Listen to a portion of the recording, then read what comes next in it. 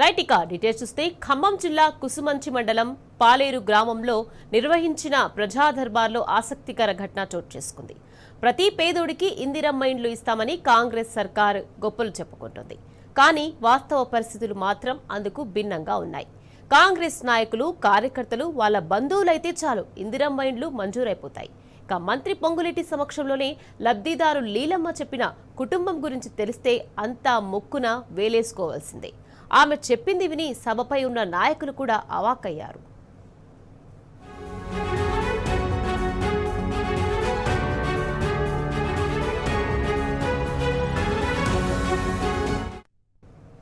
లబ్ధిదారు లీలమ్మకు ఇద్దరు కుమారులు. వారిలో చిన్న కొడుకు లండన్లో ఉద్యోగం చేస్తుండగా పెద్ద కొడుకు ఓ యూట్యూబ్ ఛానల్ నడిపిస్తున్నారు. దీన్ని బట్టి చూస్తే లీలమ్మ కుటుంబం ఆర్థికంగా నిలదొక్కున్నట్లు తెలుస్తోంది.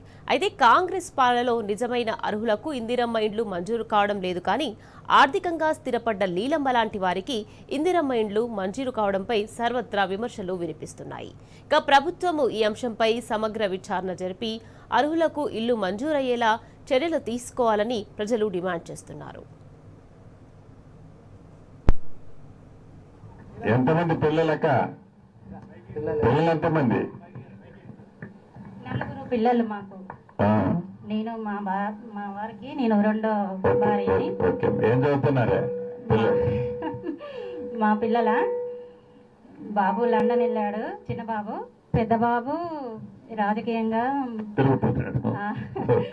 Chanakya strategy channel నడుపుతుంటారు. ఒక పెద్ద పాప, చిన్న పాప ట్రిపుల్ చేసింది, కరెంట్ డిపార్ట్మెంట్, ఇప్పుడు జాబ్ చేస్తుంది. ఇప్పుడు మీ వల్ల మేము ఇల్లు కట్టుకున్నాం, ఇందిరమ్మ పథకం కింద ఇల్లు కట్టుకున్నాము. మీకు చాలా ధన్యవాదాలు. మీరు ఇంకా ఇంకా ఎన్నో పనులు చేయాలి, ఈ ప్రభుత్వం ఇలాగే నడవాలి అని కోరుకుంటున్నాము.